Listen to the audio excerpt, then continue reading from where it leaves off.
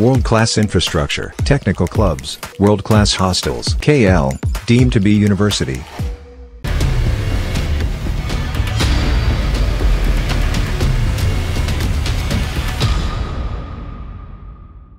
ఆంధ్రప్రదేశ్లో ఎన్నికల కాక మొదలైంది. అవును, ఇప్పటికే పార్టీలన్నీ కూడా అభ్యర్థిని దాదాపుగా ప్రకటించేసిన పరిస్థితి. ఈ నేపథ్యంలో ఒక్కొక్క నియోజకవర్గంలో ఎటువంటి పరిస్థితులు ఉన్నాయి మీకు చూపించే ప్రయత్నం చేస్తోంది ఆర్టీవీ. ఈరోజు మనం మాట్లాడుకోబోతున్నాం ఒంగోలు గురించి. ఒంగోలు నియోజకవర్గంలో ఏ పార్టీ ఎవరిని బరిలోకి దించింది, అక్కడ పరిస్థితులు ఏ విధంగా ఉన్నాయి, ఎవరి వ్యూహాలేంటి, ఎవరి ప్రతి వ్యూహాలేంటి మాట్లాడుకునే ప్రయత్నం చేద్దాం. ఎస్, చూస్తున్నారు, వైసీపీ బరిలోకి దించింది బాలినేని శ్రీనివాసరెడ్డిని, అలాగే టీడీపీ బరిలోకి దించింది దామచర్ల జనార్దన్ రావుని. ఒక్కసారి వీళ్ళ ప్రొఫైల్స్ ఏంటో చూసే ప్రయత్నం చేద్దాం. ముందుగా వైసీపీ నుంచి బాలినేని శ్రీనివాసులకు సంబంధించిన ప్రొఫైల్ ఇట్. రెడ్డి సామాజిక వర్గం, అలాగే వైఎస్ జగన్ సమీప బంధువు. దాంతోపాటు 1999, 2004, 2009లో కాంగ్రెస్ తరపున ఎమ్మెల్యేగా పోటీ చేశారు, గెలిచారు. 2012లో కాంగ్రెస్కు రాజీనామా చేశారు, వైసీపీ తరపున ఎమ్మెల్యేగా అక్కడ బరిలోకి దిగారు, గెలిచారు. అలాగే 2014లో దామచర్ల చేతిలో ఓడిపోయారు. 2019లో తిరిగి ఎమ్మెల్యేగా ఆయన దామచర్లను ఓడించి ఆయన ఎమ్మెల్యే అయిన పరిస్థితి బాలినేని శ్రీనివాసరెడ్డికి సంబంధించి. Moving on, next profile Telugu Desam పార్టీకి సంబంధించి దామచర్ల జనార్దన్ రావు, కమ్మ సామాజిక వర్గం నేత, అలాగే వ్యాపారవేత్త అయిన మాజీ మంత్రి దామచర్ల ఆంజనేయులు మనవడు. టీడీపీ తరపున 2012లో ఉప ఎన్నికల్లో పోటీ చేశారు, ఓటమి పాలయ్యారు. 2014లో ఎమ్మెల్యేగా గెలిచారు. 2019లో ఓడిపోయిన పరిస్థితి. ఇప్పుడు 2024 మళ్ళీ పోటీలో దిగిన పరిస్థితి. ఒక్కసారి ఇక్కడ నియోజకవర్గానికి సంబంధించి షార్ట్గా చూసే ప్రయత్నం చేస్తే ఒంగోలు లోక్సభ స్థానంలో ఒక భాగం ఒంగోలు, కొత్తపట్నం మండలాలు ఈ అసెంబ్లీ పరిధిలో ఉన్నాయి. ఇది ఒంగోలుకి సంబంధించి ఒక షార్ట్ అండ్ క్లియర్ పిక్చర్. ఒంగోలులో పరిస్థితి ఏంటి, ముఖ్యంగా బాలినేని శ్రీనివాసులకు సంబంధించి వ్యూహం ఏంటి, వైసీపీ వ్యూహం ఏంటి, అలాగే తెలుగుదేశం పార్టీకి సంబంధించి వ్యూహం ఏంటి, దాంతోపాటు దామచర్ల వ్యూహం ఏంటి, అసలు ఏం జరుగుతోంది తెలుసుకునే ప్రయత్నం చేద్దాం. మా ప్రతినిధి శ్రీనివాస్ అప్డేట్స్ అందించేందుకు లైవ్లో జాయిన్ అవుతున్నారు. శ్రీనివాస్, ఒంగోలులో చాలా ఇంట్రెస్టింగ్ ప్రొఫైల్స్ కింద చెప్పుకోవాలి. ఎందుకంటే ఒకసారి ఒకరిని ఓడిస్తే ఇంకొకరిని ఓడించిన పరిస్థితి, గెలుపులు అక్కడ ఒకవైపు లేవనే చెప్పుకోవాలి. ఇప్పుడు వైసీపీ టీడీపీ వ్యూహాలు ఏంటి అక్కడ? Thank you Sachin. ఇక్కడ ఒంగోలు పరిస్థితికి జిల్లా కేంద్రమైన ఒంగోలు నియోజకవర్గంలో గతంతో పోల్చుకుంటే ఈసారి ఎన్నికలు కొద్దిగా రసవత్తరంగా జరిగే పరిస్థితి నెలకొంది.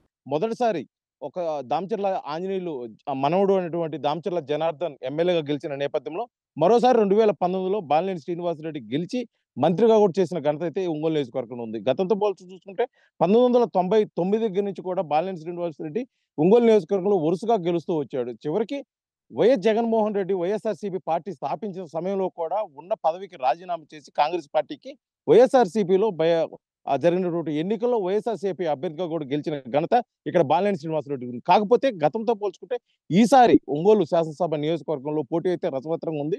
ఇక్కడ ఓట్లు ఎవరికి ఎక్కువ పడతాయి, లేదా ఏ ప్రాంతం నుంచి వచ్చే కంటే ముఖ్యంగా అధిష్టానం నిర్ణయించిన అభ్యర్థి ఏ విధంగా ముందుకు పోతున్నాడో దానిపై కూడా ఇక్కడ ఓటర్లు దృష్టి పెట్టే అవకాశం అయితే ఉంది. ఎందుకంటే 2014లో ఒక్కసారిగా టీడీపీ అభ్యర్థి దామచర్ల జనార్దన్కి గెలిపించిన ఒంగోలు నియోజకవర్గం ప్రజలు 2019లో మరోసారి బాలినేని శ్రీనివాసరెడ్డికి అయితే అవకాశం ఇచ్చారు. ఇక్కడ ముఖ్యంగా చూసుకున్నట్లయితే ఓటింగ్ శాతం కమ్మ, ఎస్సీ, అదేవిధంగా కాపు ఓటింగ్ అయితే ప్రభావితం చూపుతుంటారు. ఎందుకంటే ముఖ్యంగా ఒంగోలు పట్టణం కంటే ఉన్న రెండు మండలాల్లో, కొత్తపట్నం, ఒంగోలు మండలాల్లో కొత్తపట్నం రూరల్ ఏరియాలో ఉన్నటువంటి ఓటింగ్ అయితే ఇక్కడ ప్రభావం చూపే అవకాశం అయితే ఫుల్గా ఉంది. కాకపోతే ఈసారి బాలినేని శ్రీనివాసరెడ్డికి కొంచెం గడ్డు పరిస్థితులు అయితే ఎదుర్కొనలే.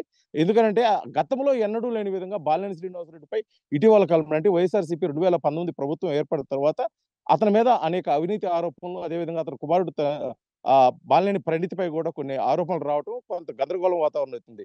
ఇప్పటి వరకు కూడా ఎటువంటి మచ్చలేని బాలినేని శ్రీనివాసరెడ్డి ఈ 2019 గెలిచిన తర్వాత కూడా ఇటువంటి ఆరోపణలు రావడం అయితే కొంత పార్టీకి ఇబ్బందికరమైన వాతావరణం. కాకపోతే ఇదే అవకాశాన్ని సద్వినియోగపరచుకునేందుకోసం అటు టీడీపీ నుంచి దామచర్ల జనార్దన్ అయితే గట్టి ప్రయత్నాలు అయితే చేస్తున్నాడు. ఎందుకంటే క్రింది స్థాయిలో ఉన్న అన్ని శ్రేణులు కూడా కలుపుకోపోయి గతంలో జరిగిన పొరపాట్లు మరోసారి పునరావృతంగా కాకుండా చూసుకునే కోసం కూడా జనార్దన్ ఒక ప్రయత్నం చేస్తున్నాడు. ఖచ్చితంగా ఇదే నా చివరి ఎన్నికలు అని చెప్పేసి ఇప్పటికే బాలినేని శ్రీనివాసరెడ్డి ప్రకటించిన నేపథ్యంలో ఖచ్చితంగా ఈసారి 2024 ఎన్నికల్లో గెలిచి నా రిటైర్మెంట్ కూడా గెలుపుతోటే ముగించాలని చెప్పేసి బాలినేని రెడ్డి చూస్తున్నాడు. ఇటువంటి పరిస్థితుల్లో మొత్తం ఉన్న 175 స్థానాలు చూసుకుంటే ఒంగోలు స్థానం కొంత ప్రత్యేకంగా కనిపిస్తుంది. ఎందుకంటే గెలిచి నేను వీడ్కోలు పలాని పలకాలని చెప్పేసి బాలినేని శ్రీనివాస్ చూస్తుంటే మరోసారి విజయాన్ని టీడీపీకి రుచి చూపించాలని చెప్పేసి కూడా ఇటు దామచర్ల జనార్దన్ రెడ్డి చూస్తున్నారు.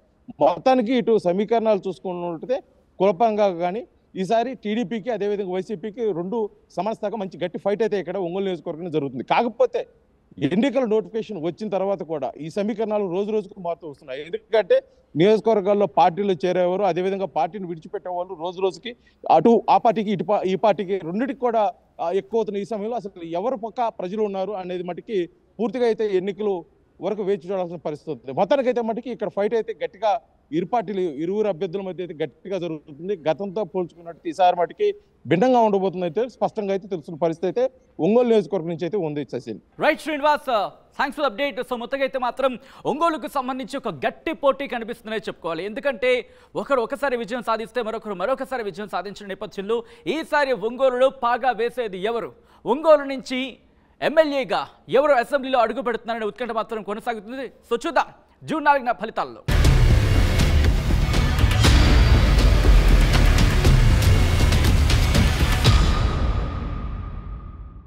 మరిన్ని వీడియోస్ కోసం ఛానల్ ని సబ్స్క్రైబ్ చేయండి. లేటెస్ట్ అప్డేట్స్ కోసం వాట్సాప్ ఛానల్ ని ఫాలో చేయండి.